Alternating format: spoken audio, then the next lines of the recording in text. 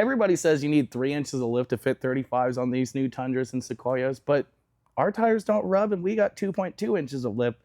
Why that? Well, that's what we're here to find out today. I'm Sean Bowman. We're in the Shock Surplus Shop, so let's talk some tires.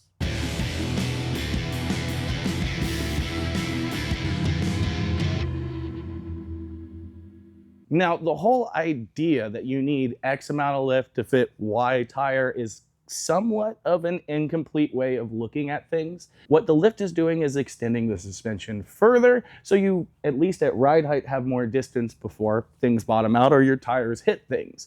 What is really making your tires clear better is by actually limiting upward suspension travel or steering angle accordingly, so that when the suspension compresses or you steer, you ain't hitting anything. So how the lift comes into play is ensuring that you at least have the same amount of upward or bump travel as you had in stock.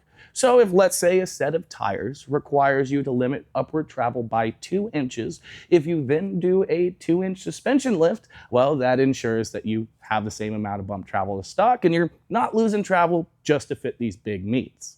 The other big X factor to tire clearance is wheel specs between your width and your offset. So wheels are listed by the diameter of the rim, the width of the rim, and the offset. Offset is the measurement of the distance of the mounting surface of the wheel relative to where it sits within the barrel. A zero offset wheel means that the wheel mounting surface, the hub, is in exactly the middle of the barrel. So if you have an 8-inch wide wheel, that means there's 4 inches of rim on either side of that mounting surface plane.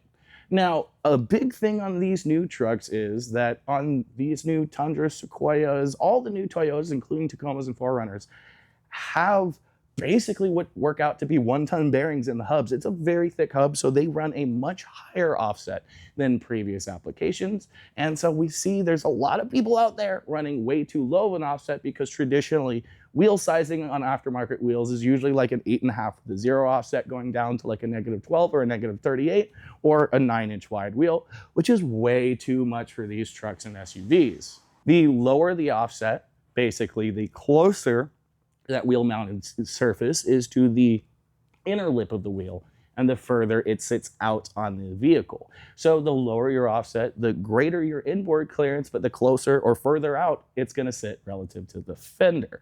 Now, because these like a high offset, they like things to be tucked in.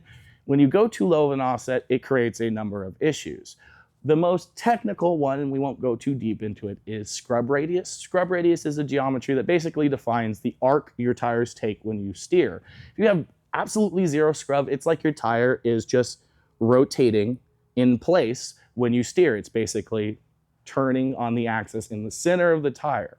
The lower your offset, the wider the wheel, the more the wheel is pushed out away from the hub or the steering arm, the greater your scrub radius and the greater the arc the tire takes around a turn.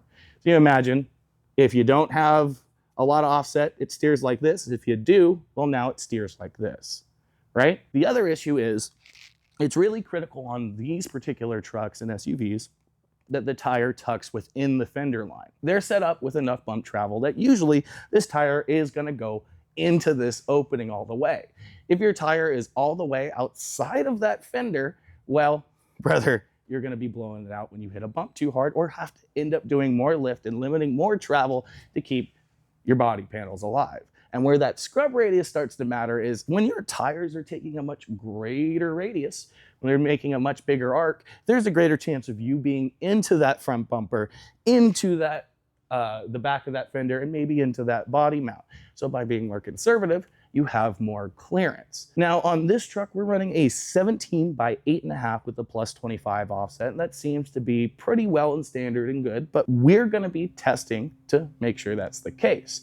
How we're gonna go about this testing is the right way to test for tire clearance is we're gonna pull the springs off of the front struts and we're gonna try 2.5 different options to give you a full range to see how that clearance actually works out. We're gonna cycle it all the way up, steer it all the way down, steer it, and see what hits, if anything hits at all, and how much you need to limit travel to ensure you don't have those issues.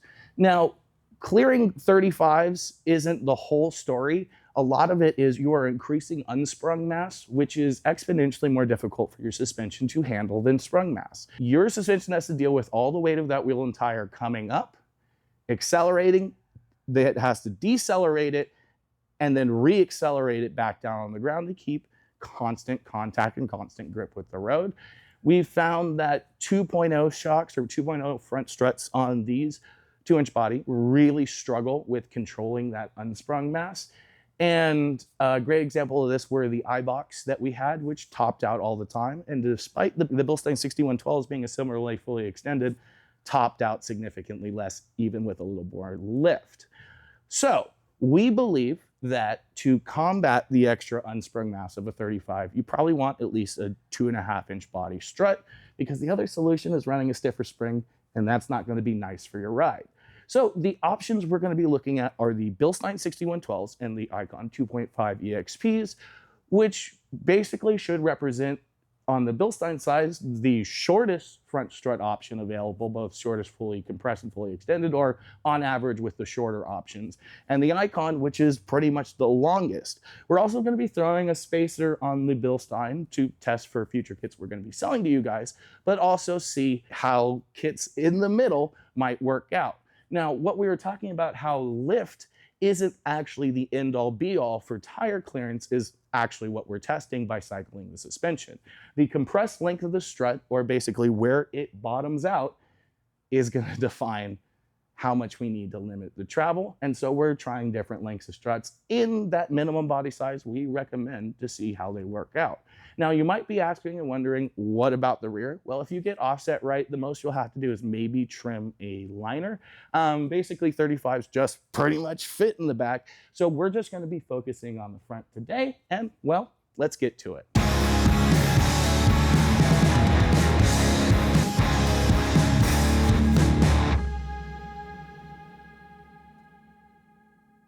So we've been hearing from a lot of you guys that 2.2 inches of lift ain't enough for your Tundra. So as a little bonus, we're adding a 1/2-inch lift spacer on some 6112s, a package we're actually going to be offering to you guys in the future with these Icon upper control arms, a diff drop or new set of axles if you don't have a TRD Pro or TRD off-road, so you can get that little bit of lift, or run them a little bit lower on preload, get yourself more articulation. So what we're doing here is, we know that the tires are going to clear, and adding to the compressed length really is only going to make them clear better.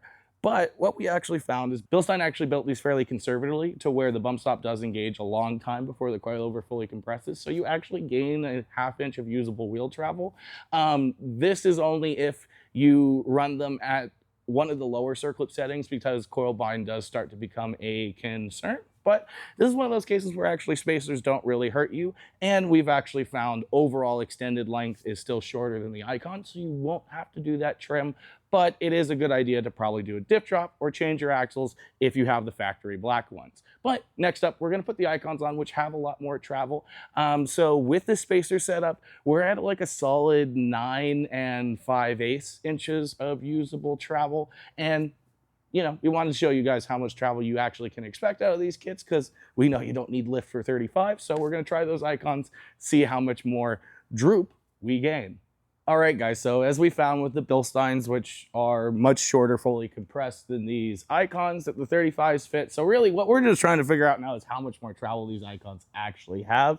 And in this case, it gave us a true 10 inches of travel versus the 9 1/8 with the Bilstein, despite having a little bit more than a 1/4 inch bump stop spacer in there. So they are limiting upward travel a good bit. Now, this leads us to believe that this would be probably the better solution, or something like this that offered similar travel like this, like the Dobinsons or another Icon product or other extended travel coilovers, for running 37s. Now, we don't have 37s here to test, but I think probably what would entail in making 37s fit with these Icons would be, one, you probably want to limit up travel by about 1 inch. That'll keep things out of the fender a little bit. You're going to have to trim this inner lip, and you're going to have to do a body mount chop. You might need to get a little Viper Cuddy on the front bumper as well, but that's the benefit of having that extra travel.